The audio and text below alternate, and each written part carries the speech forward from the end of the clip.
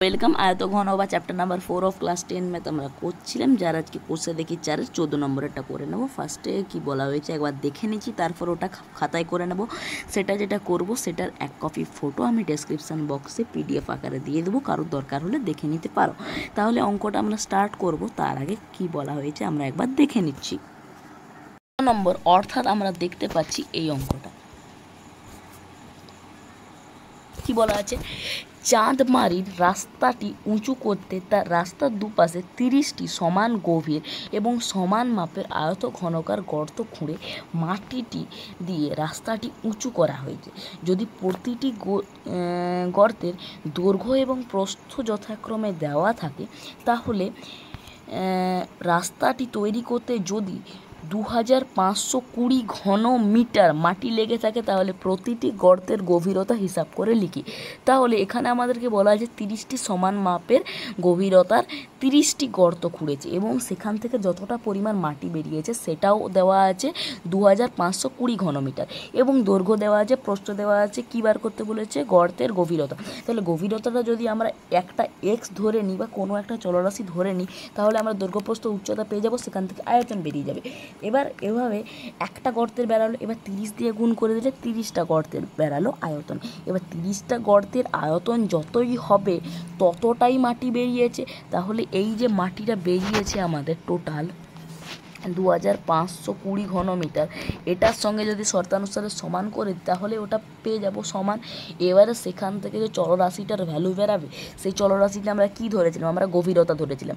তাহলে সেই গভীরতার ভ্যালুটা আমরা পেয়ে যাব। সেখান থেকে আমরা গভীরতা কত আমরা বলতে পারবো।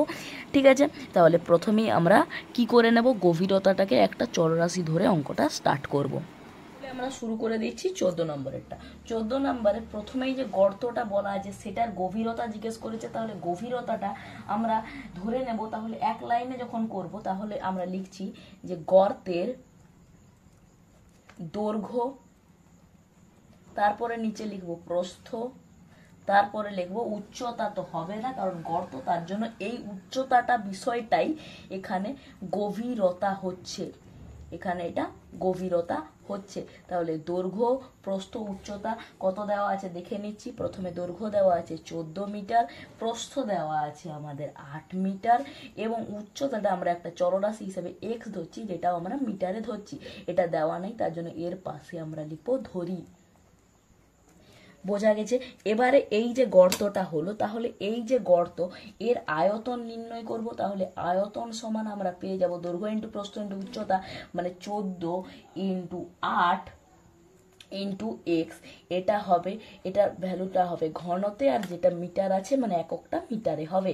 ঠিক আছে, তাহলে এত হয়ে গেল আয়তন। এই রকম 30টা গর্তের আয়তন। অতএব 30টি গর্তের আয়তন, এটাকে এই 30 দিয়ে গুণ করব।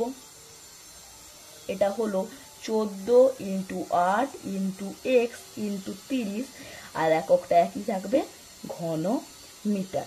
এই যে এইটা হলো, এই ভ্যালুটা যতটা হলো আয়তন, এতটাই মাটি বেরিয়েছে। তাহলে মাটির সঙ্গে, মাটির পরিমাণের সঙ্গে এটাকে শর্তানুসারে সমান করছি। শর্তানুসারে